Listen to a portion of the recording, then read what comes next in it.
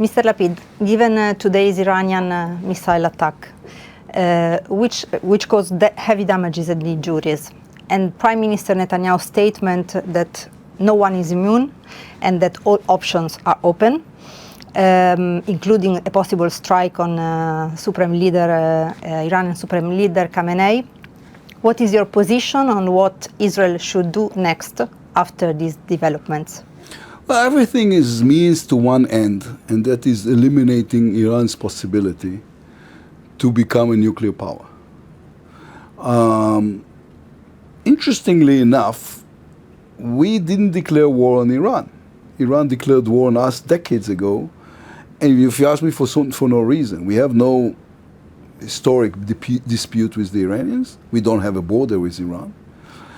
The only reason, and you know what, we have even a friendly history with Iran until the 70s, unlike many other Arab countries. The only reason we have a conflict with Iran is because of this crazy regime that, for religious reasons, have decided to dedicate itself on the cost of his own people to the destruction of Israel. There are only two member states in the United Nations in which one is openly calling to the total destruction of another, and that is Iran over Israel. And the tool for that is nuclear ability. So it's an existential threat for us, and when the intelligence was there that they are running towards nuclear ability and an atomic bomb, and revived the weapons group in a direct order by Khamenei, then we were forced to act. And we did, and we will prevent them from becoming a nuclear power. What did you discuss, and how do you evaluate the recent meeting with Mr. Netanyahu? How do you assess the cooperation between the government and the opposition on national security issues? You know, it was interesting. Mr. Netanyahu and myself, there is mutual respect, but we don't really like each other. And so we discussed the fact that this has been the first time in a decade that we agree upon something. But we agree on this one. It's not like I agree with this government, or I think it's a good government, or I think he's a good prime minister. But he made the right choice, the right decision, the people of Israel on this issue, unlike so many others, stands united. And we believe that, all of us believe that this was the right thing to do, and that we had no other choice. Nobody's happy about it. Nobody wants war, nobody wants the casualties, nobody wants to see hospitals being bombarded, but it's a price we're willing to pay, and since it's an existential war, we have to face it together. President Trump continues to leave various options open.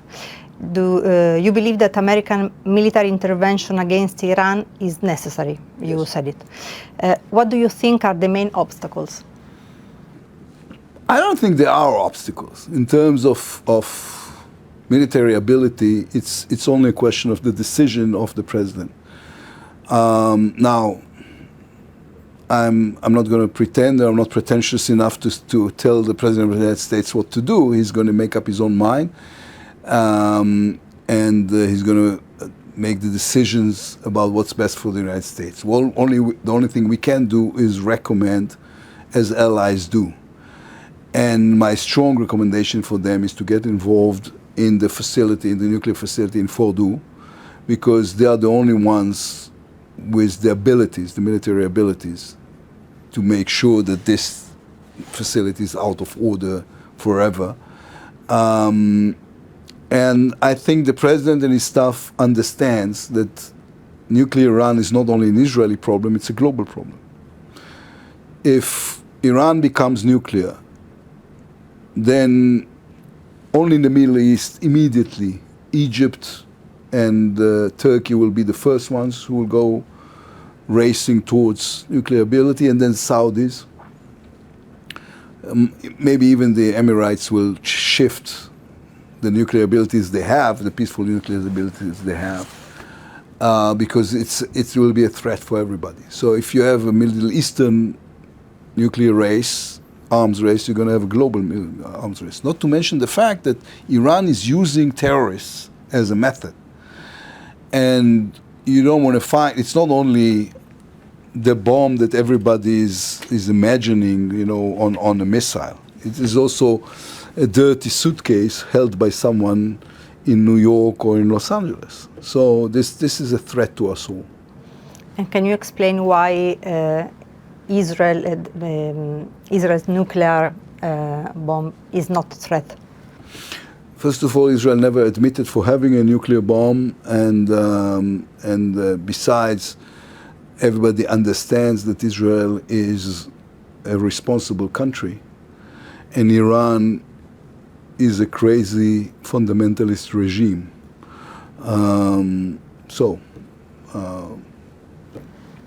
What is your assessment on the current Israeli strategy in the war in Gaza, specifically regarding Operation Gideon's Chariots? Well, here's a fine example to the fact that I don't agree with the Prime Minister on everything. I think we should have had a hostage deal a long time ago,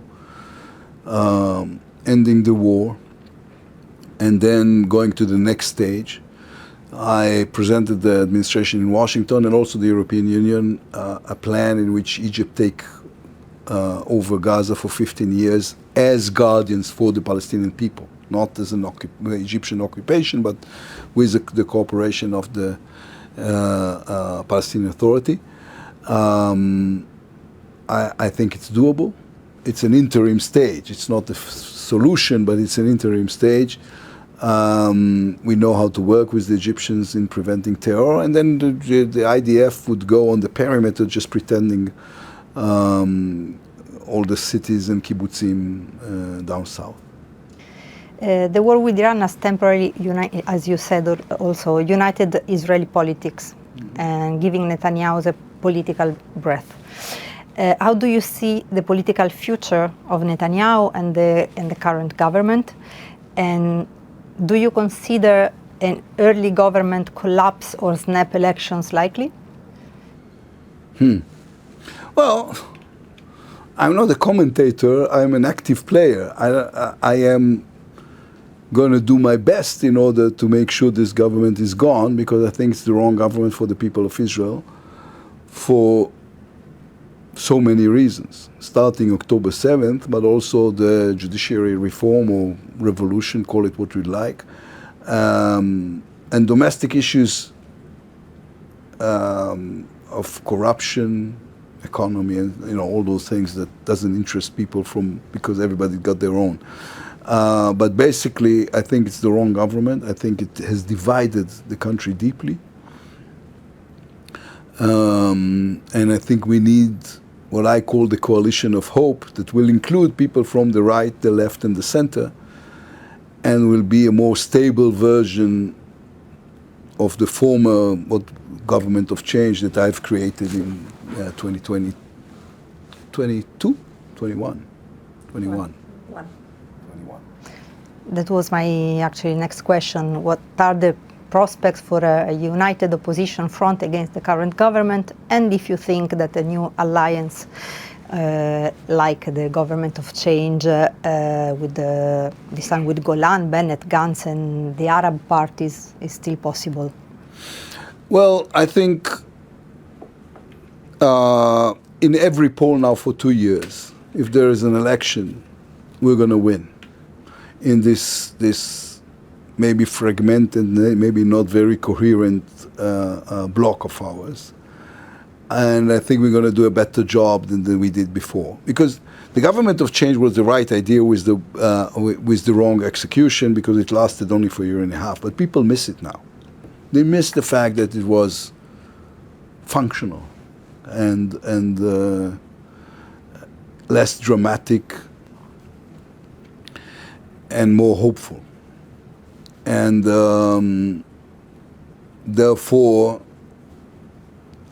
they want to see it coming back, and we know how to make it come back. We only need is an election date. Now, the problem is, when the coalition is losing in every poll, then they have an invested interest in pushing the election as much as they can. So it's a political struggle. Italians, unlike most people, understand something about political instability. Yeah. Lately, yes, you're doing better. You're doing better than us. It used to be we used to say we are like Italy, not anymore. Now Italy is more stable than us, way more stable than us.